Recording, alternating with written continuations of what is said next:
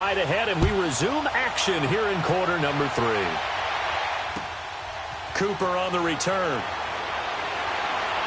And he'll take this across the 25, couple extra yards up to the 27-yard line. Our first look at the NFL scoreboard comes from Green Bay. The Broncos have taken the early lead. Nick Foles, a single touchdown pass to this point in that one.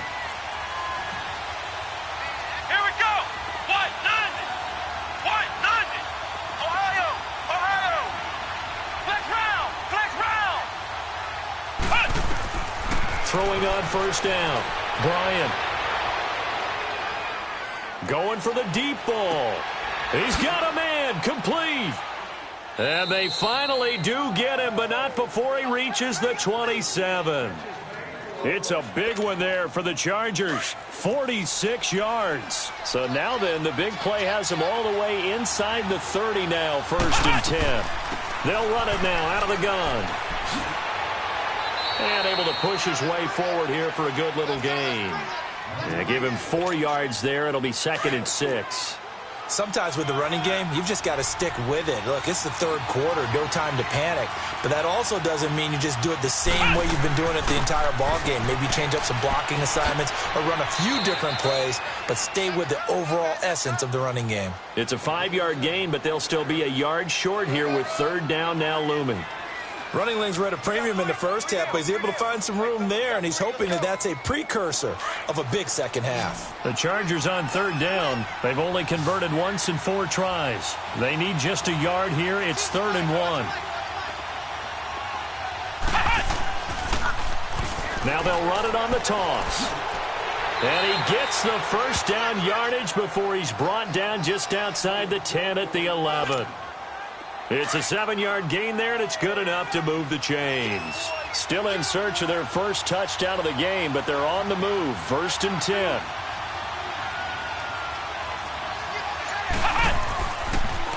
Now they'll run it on the toss.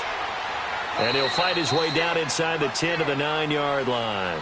2 yards on the carry there. It'll be 2nd down. He was hoping to get to the edge, but they did a really nice job of forcing him back inside. That's excellent fundamental defensive football. Don't let him outside where they can really shred your defense. And that one blown up quickly as he's going to be stopped before he could even get started. They'll wind up losing 3. And now it's 3rd down. The Chargers on 3rd down, 2 for 5 to this point. This is 3rd and 11.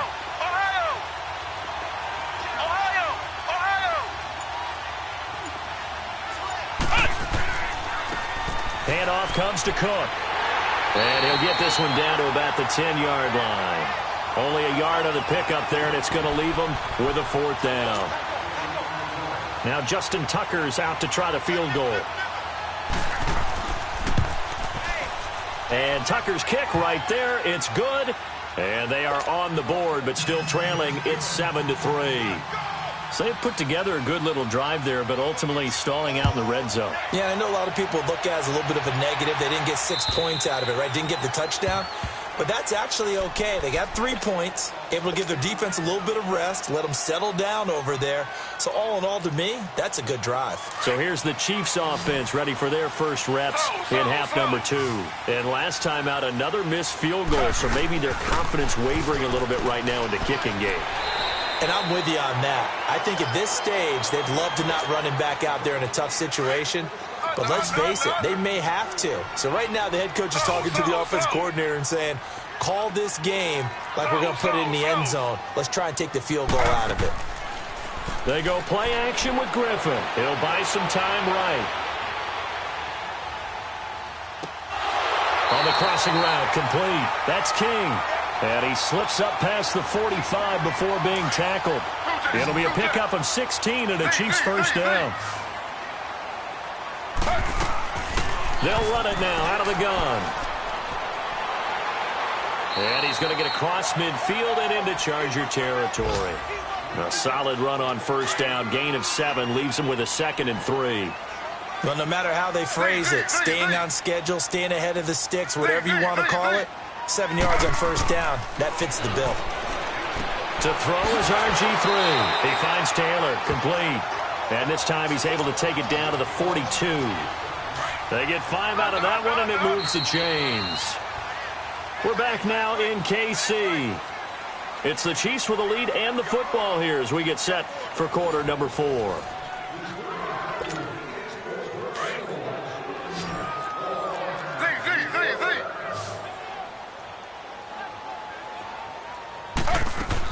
They'll run it now out of the gun. There he goes inside the 30 and down to the 29-yard line. Give him 13 yards there and a Kansas City first down. Now, I'm guessing you'd say this is kind of the key here. Grind out some yardage, work on that clock, see if you can continue to take it down. Definitely, you want to bleed things out at this point, right? Continue to possess the football, gain some yardage, and put the onus on the defense. Do they have to use timeouts? What are they going to do to stop you? You're taking charge. Tackle made there by Jabril Peppers. Offensively with the lead, you want to run the ball, keep the clock going, but you also want to still kind of be in attack mode too, right? So how do you do that and not come back on your heels? Well, think about all the practices we've watched where they have that tempo period to go over things just like this, where they describe the scenario, tell you what they're looking for, and make sure that they're still attacking, yet at the same time not going so fast as to leave too much time on the clock. All right, that's a decent game there, but it hasn't been his best game overall. So I wonder what the mindset is of his team. Do they want him to handle the football and try and close this game out? Or are they going to make an alternative plan and maybe go in a different direction? I think they need him, and this is his time to shine. On third down, Griffin. Throw left side complete. It's King. And he'll go out of bounds in the red zone just inside the 20. Give him 10 yards there as this offense is on a roll. This drive continues to plunge forward.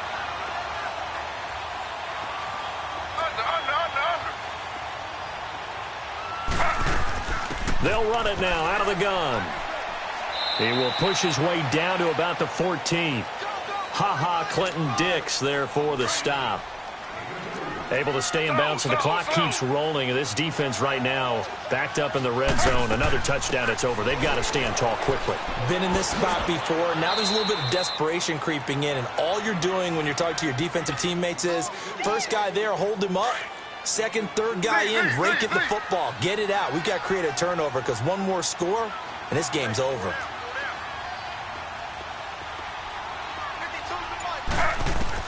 On third down, Griffin flushed out right. And that is caught. Touchdown, Kansas City. Zach Ertz, his second touchdown on the season. And the Chiefs are able to grow their lead. So he scrambled right, but was able to look back toward the middle of the end zone to find the target.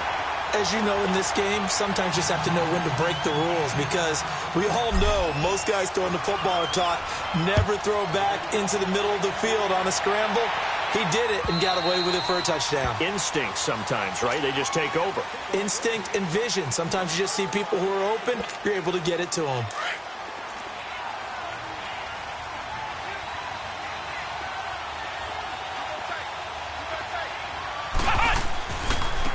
Now a handoff looking right. And he's going to be taken down here with a penalty flag on the field. That time the right guard sending him backwards. And so many different types of guys rotate in on the defensive line now depending on situations. You can get the bulky guy, the fast guy. No matter what, though, you can't hold him. Back to throw. Bryant. He sets to fire deep. So they took a shot on first down, but couldn't connect. Well, that certainly looked like something that they discussed all week in practice getting ready for this one. Take the big shot right out of the gate. At worst, you'll open up the defense a little bit, loosen them up, have them back on their heels. Looking to throw. Bryant, he's going to look deep and got his man complete. And he takes it in for a Charger touchdown. Antonio Brown, 85 yards. And the Chargers are able to make this a close game again. And there, a post route. Started out right, caught it in the middle of the field, went into the end zone. What typically makes those successful, those deep post routes? You need help from your complementary receivers, okay? The guy that you want to get the ball is the guy that we just saw catch it and take it into the end zone. So he needs help from the other guys who have to occupy anyone in the middle of the field. Whether it's one safety, sometimes you get two guys in there, either run routes at them so they have to cover them, or somehow freeze them by running underneath them and hoping to draw them towards the line of scrimmage and throw it over his head.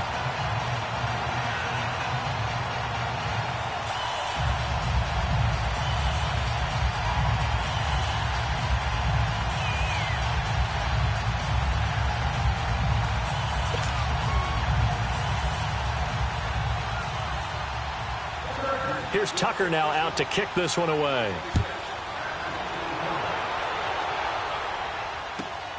This fielded at the 2. And a good return as he'll be stopped just shy of the 30-yard line. And the Chiefs now getting set to go. That last drive, it was a good mix. Run, pass, defense on their toes. And what really helps out in a big way is when you're doing the run-pass mix and everything's working, that means that they're guessing wrong every time on defense. They think you're going to pass when you run and vice versa. I would continue that, and when they finally draw a bead on you, maybe you mix it up a little bit, a little play action, and throw the ball. And will they maintain that balance? Time to find out. Here's 2nd and 10 now from the 29.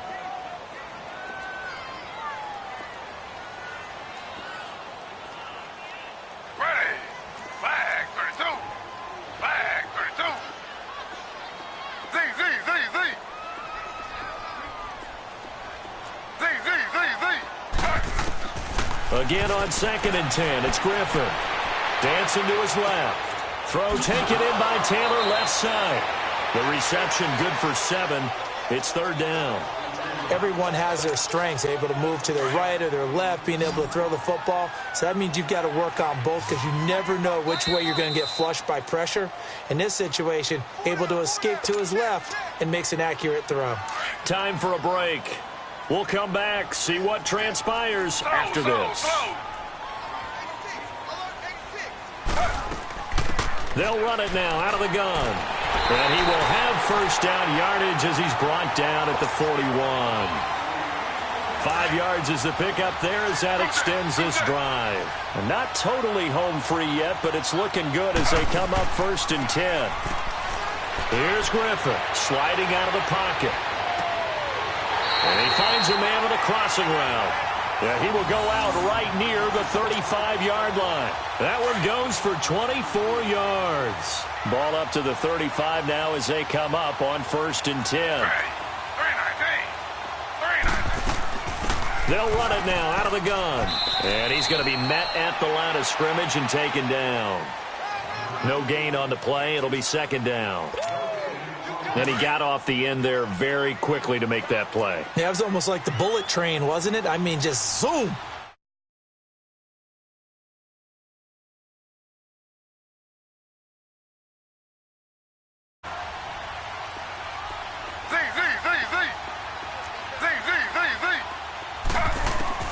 Oh, Griffin's going to throw. Buying time to his left. And he can't get a throw away. He's taken down. Partner, I know the ball security's preached like crazy, but every now and then you've got to know when to get rid of the football and save a little bit of yardage if you're a quarterback. Because now if you're the offensive coordinator, what does it do if it was 3rd and 10 versus 3rd and much longer as it is now? Yeah, it changes everything in terms of play calling and the pressure you might expect to face on the very next down. Had to throw the ball away and save the yardage. He didn't get it done. And they'll get this one down to about the 20-yard line. The Chiefs have got the passing game rolling a bit, and another 1st down. They'll run it now out of the gun. And he'll at least get him inside the red zone here, down to about the 19. And now the Chargers are going to look up here and signal for a timeout, as they'll stop it with just over 40 seconds to go in the game. So 2nd and 9, and you'd have to figure just about all 11 probably crashing the line here. They'll run again with Bernard. And they'll get him down right around the 16.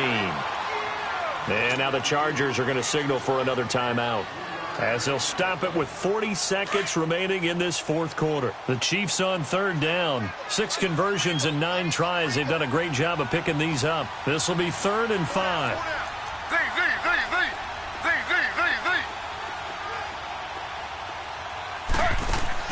Throwing now is Griffin. They'll roll him out right. That's going to be caught at the 10-yard line. And he's got the first down as he gets it to the 8. It's a gain of 8 there, and that should be enough to seal the victory.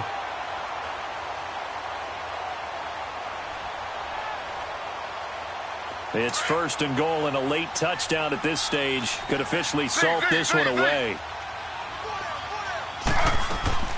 They'll run it now out of the gun. And he maneuvers his way down to the 3-yard line. And give him 5 that time as they draw a bit closer here for a 2nd and goal. Defensively, they must have been expecting a pass. They were in the dime look out there. I think maybe they were deciding to go with speed on the field rather than bulk. I'm with you, a little bit surprising, but they wanted people getting to the ball as fast as possible. The lighter, shiftier defensive backs allow you that opportunity. Now RG3 rolling to his right. And this will be caught with forget taking the knee. Some late gamesmanship here as they throw for a late touchdown. And a play fake down near the goal line here worked out well. Anytime you can make them think that you're going to run the ball and go to that play-action pass, you see the end result, usually a touchdown. Is that harder? Is the play fake harder to defend for the defense near the goal line or no? Because there's not as much room to work with? It is harder because down near the goal line, you're thinking much more of a running play, especially if people run out big formations. So it is harder to defend. And, Charles, I think when the schedule comes out, all teams, no matter where they're predicted to finish, talk about protecting your home turf. They were able to do that here in this one. Similar to a tennis match, right? Not letting them break your serve. That way you hold on to it. They got it done, and they feel very good about that victory. So for the Chiefs, it's an ideal start as they move to 3-0 now on the young season. And they will hit the road next week to take on the Pittsburgh Steelers. Meanwhile, for our visitors, they'll fall to 1-2. And they'll try and turn things around next week as they have a date at MetLife Stadium with the New York Jets. And for Charles Davis and our entire